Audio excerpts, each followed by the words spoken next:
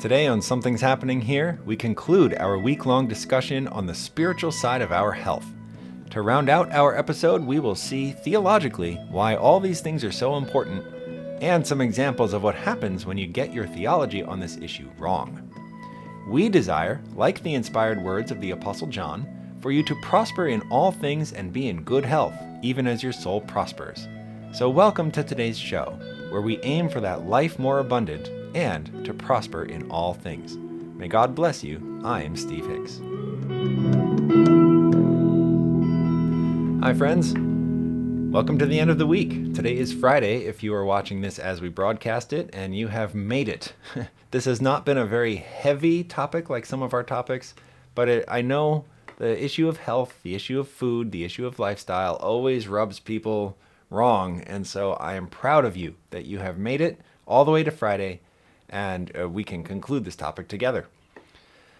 We have kind of a big show today because we have a lot to discuss. This is such a big topic. We could do this for weeks probably and never run out of things to say. But what I really would like to get across today, more than any other point, is the idea that God made us, by which I mean men, women, people, human beings. He made us as holistic creatures. And a lot of Christianity, a lot of churches' understandings of the gospel don't really so much grab onto that idea because their theology splits the body and the spirit into two. And so they do not look at humanity as a holistic creature, but rather and this is kind of an extreme example. I know not everybody sees this, but it's almost like our churches understand the body to be an enemy, right? The true you is inside of you, and the body is somehow holding it back. And so that is not a holistic understanding of things. That's an understanding of things where the body is almost disposable, right? It doesn't matter what I do with it because that my body is not attached to the wholeness of me. Well, unfortunately for those ideas, the Bible doesn't really support that. The Bible, from Genesis chapter 2, verse 7 and onward, without fail, points to humanity as the merging of, human life as the merging of a body plus the animating spirit of God. And absent of those two things coming together, neither one of them is human life. In fact, I know we've read this before on the show in a different episode, but it's worthwhile to read again. Genesis chapter 2, verse 7. It gives us this prescription for life here. It says, "The Lord God formed man," that's Adam, the very first man, "formed man of the dust of the ground and breathed into his nostrils the breath of life, and man became a living being," or a living soul in the original King James there. And so that's really important because that shows us exactly what I'm talking about. The body, absent of the breath of God, is just a body. It's made of the same things that the soil is made out of, the dust of the ground. The breath of God, absent of a body to inhabit, is just the breath of God. It's a piece of God, but it's not actually a human being. When those two things come together, a body plus the breath of God, the breath of life, the Spirit of God, all these different ways of phrasing that concept, when they come together, it is very much like a light bulb suddenly meeting electricity, forming light. The light bulb all by itself will not give you light. The electricity all by itself will not give you light, but you merge them together and the product is light. Same thing, same concept here. The body plus the breath of God equals a human life, or a human soul. Now, we have talked about this before, but we're seeing in light of our topic of health how very important that concept is. Because when your physical health declines, you may have noticed everything else in your life declines. And you would not really expect that if somehow the body was opposed to the essence of you, right? It wouldn't really matter what you do with your body. You would stay the same. But that's just not what we see in the real world. When our physical health declines, our mental health frequently declines with it. And we're seeing this like spate of mental health problems, especially in our young people right now. Of course, after this 3-year-long global health crisis and all of the restrictions and burdens we've put on our kids as a result, of course they're struggling mentally. But when our physical health declines, frequently our spirituality declines. I mean, I can't even tell you how many of my church members over the years, they come down with some, sickness or some injury, they miss church to recover, and then they never come back, right? Because in those days or weeks or months of recovery time, they become disconnected from their church body and disconnected from kind of living out their faith in such a way. So when the spirituality declines, it's hard to get it back. And it ultimately ties back to the condition of the physical body. If we keep the physical body strong, our mental bodies will be strong. Our spiritual bodies will be strong. Everything will be stronger that way. And I don't want to overspeak. Like, I live in the real world too. And I know there are mental health problems that are not specifically tied to our physical health. I know there are always exceptions to every rule, and I'm not trying to make a blanket prescription for everybody. I'm simply trying to say the way that God set up life. It is designed to be corporeal, right? Your body is the vessel that God gave you through which to live out your life. So if your body declines or becomes decrepit or fragile in some way, then the way you can live your life is harmed and restricted in the same ways. Okay, so I want to give you some examples of this. And what I'm about to share is a little politically incorrect, but it is also true. So just know from the beginning, I'm not trying to point fingers. I'm not trying to condemn anyone or any system. It's just the truth. So we are looking now at an article. This is from the BaptistPress.com. So it is a publication by the Baptist Church, which, if you know anything about the Baptist Church, it is not like a monolithic church. It's kind of a set of ideas that manifest in a number of different ways. So there's the Broad Baptist Church, there's Seventh-day Baptists, there are the Southern Baptists, there's all sorts of different flavors of Baptist. But on this article, it's called Obesity in the Body of Christ. And the date on this is January 1 of 2007, so it's been a long time since then, but this problem has actually only gotten worse. So not actually any better.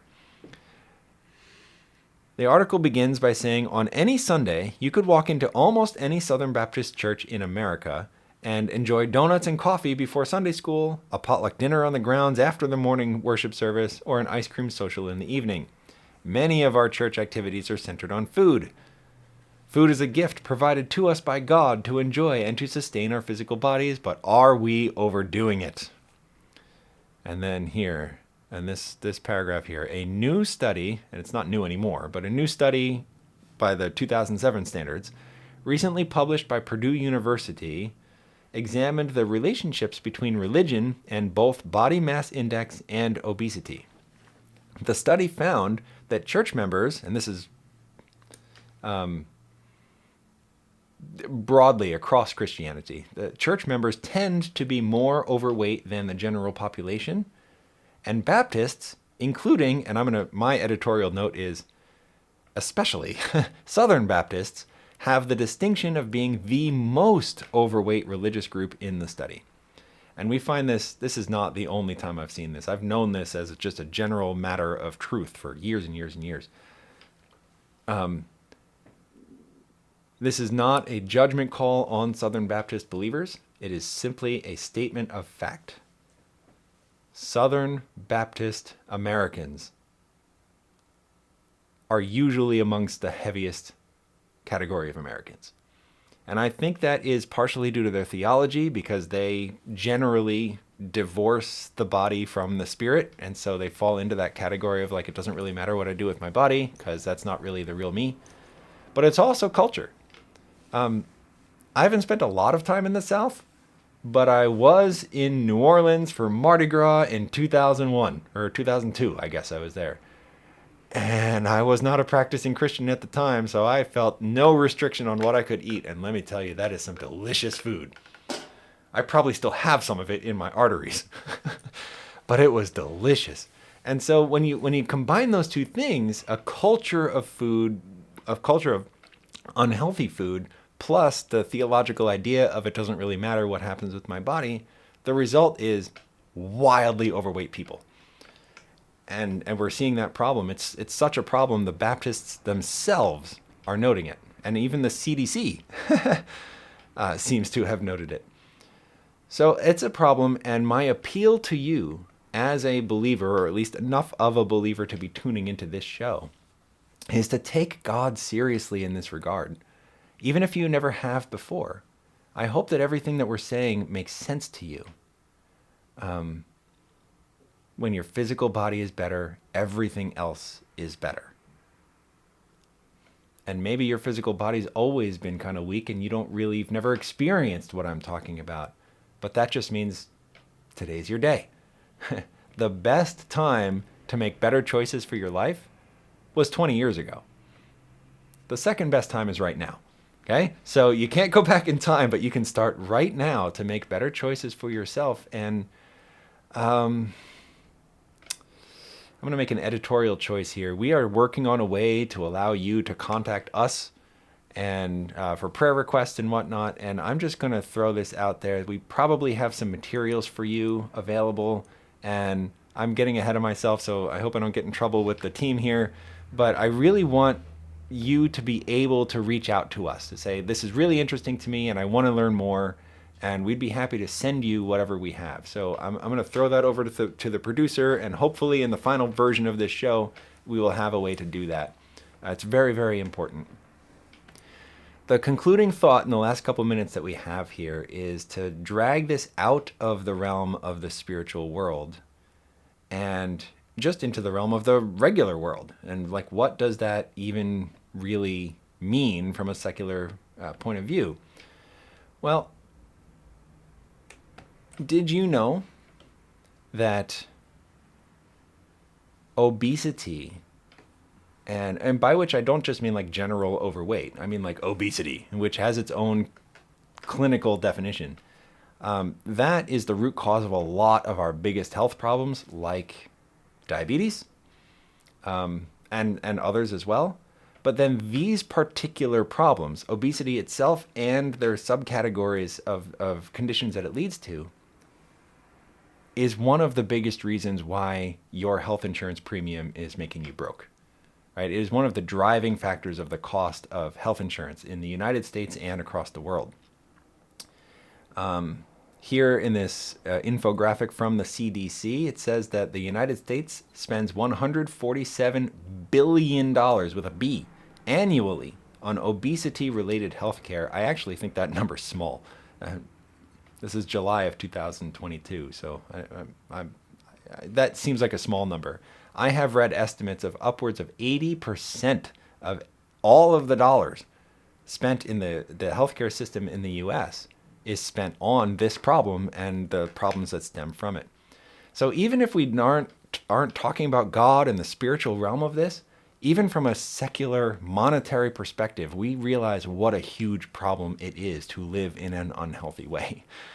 It's causing your family financial problems, and it's causing the whole country financial problems. And the more you know about this, the more you realize that we finance everybody else's health insurance in the whole wide world in our own kind of indirect way.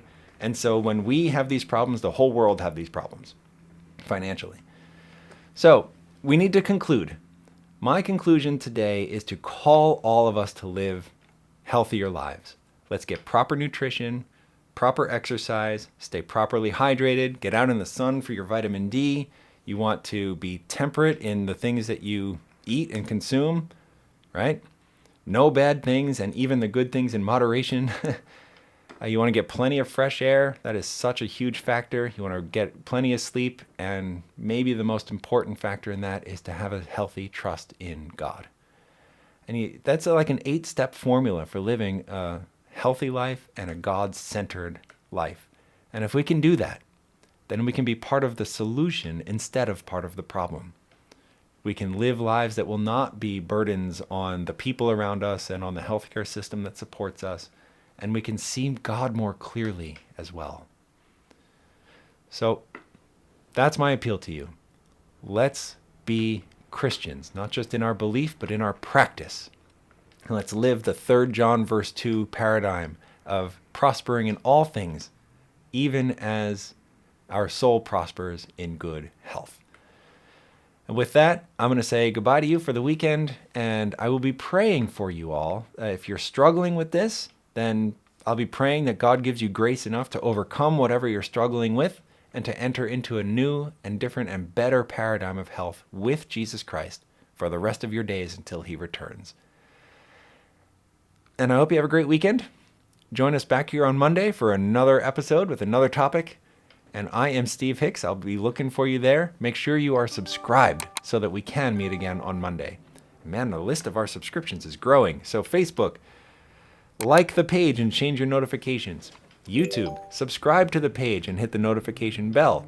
TalkingDonkeyInternational.org, go to the podcast page and bookmark it. And on rumble.com, there is a follow button. You want to hit that follow button. We're also working on a premium content located over at locals.com, so you'll hear more about that in the days to come. May God bless you. Have a great weekend, and I will see you on Monday.